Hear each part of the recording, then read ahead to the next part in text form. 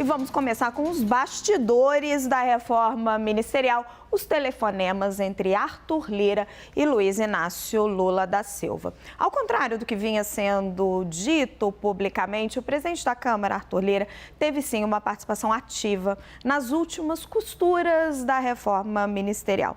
Segundo eu apurei, Lira falou algumas vezes ontem à tarde até o comecinho da noite com o presidente Lula por telefone. Ele chegou até a adiar o seu retorno a Maceió, que estava previsto para o meio-dia por conta disso, e acabou embarcando só às 8 horas da noite, depois que o Planalto anunciou o nome dos novos ministros, André Fufuca nos esportes e Silvio Costa Filho em portos e aeroportos. O presidente da Câmara, Arthur Lira, vinha dizendo publicamente que não estava se envolvendo na reforma. Em entrevista na terça-feira, chegou a afirmar que não falava com Lula há 15 dias e que tudo sobre a reforma estava sendo tratado só pelos líderes dos partidos.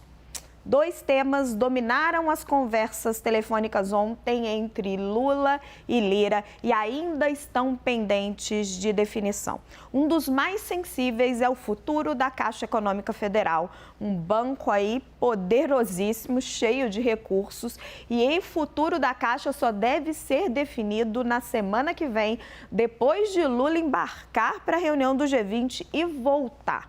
Os partidos que estão ingressando na base do governo, e aí estou falando do PP, claro, e do Republicanos, que ganharam ministérios, mas até mesmo do PSDB, querem indicar as vice-presidências do banco. E o PT, partido de Lula, está resistindo em abrir mão das presidências de habitação e relações com o governo.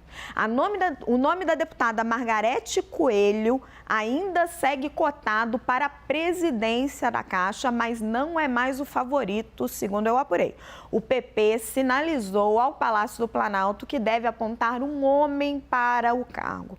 O Planalto vinha demandando a indicação de uma mulher por causa da perda de diversidade no Ministério de Lula. A situação ficou ainda pior com a saída de Ana Moser dos esportes, uma apoiadora da campanha de Lula desde o primeiro turno e que foi obrigada a ceder espaço para o PP. Também segue pendente a futura Secretaria de Apostas. O PP quer o direito de conceder alvará para apostas esportivas, mas o PT resiste. Fontes que acompanham o assunto acreditam que o Centrão deve ganhar, sim, um Ministério dos Esportes bastante turbinado, com mais recursos, e foi por isso que aceitaram fechar a reforma ontem. Vamos com um pouquinho de análise. Quem é que está comigo hoje? Minha querida Thaís Arbex. Thaís, Lira sempre nega essa participação na reforma ministerial, mas no final ali, no finzinho, para fechar, ele tem sempre ali uma participação ativa nas conversas. Por quê? Por que ele nega e por que ele acaba participando?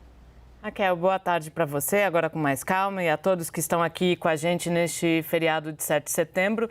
Raquel, o maior interessado nessa articulação é sim Arthur Lira, porque o pano de fundo dessas conversas também tem mais elementos para além da ocupação de espaços na esplanada nos ministérios. A gente sabe que muito dessa conversa passa pelo futuro. E o futuro é o quê? É a sucessão de Lira na presidência da Câmara. Então, essas conversas, por mais que Arthur Lira diga que não tenha participado, ele participou sim. Tanto que a Margarete Coelho, que é uma das principais cotadas para assumir a presidência da Caixa, né, nesse imbróglio que você acabou de descrever para a gente, é uma das principais aliadas de Arthur Lira. Ela tem relação não só política, mas também pessoal com Arthur Lira. Então, é uma pessoa de muita confiança dele.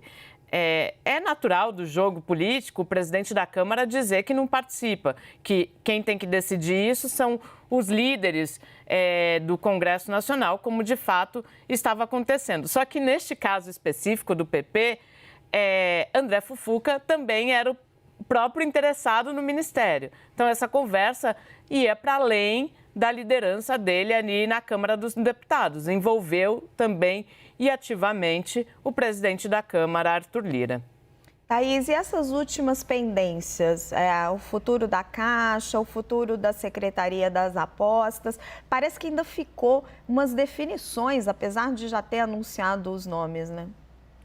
Ficaram umas definições a serem feitas, mas eu acredito que tudo isso deverá estar um pouco mais claro a partir da semana que vem, quando de fato a gente deve ter as posses desses ministros, a criação do novo ministério para acomodar Márcio França e toda a estrutura dessas pastas muito bem desenhadas, Raquel. O que me parece que tem acontecido é que Lula não poderia fazer mais uma viagem internacional sem ter essa definição. Por isso, essa definição vem ali com uma nota oficial, com uma foto de Silvio Costa Filho, André Fufuca com o ministro Alexandre Padilha e não com o próprio presidente Lula, porque se esperava uma definição há bastante tempo. Essa foto que eu estava citando agorinha, Raquel. E que o Lula não aparece, né, Thaís?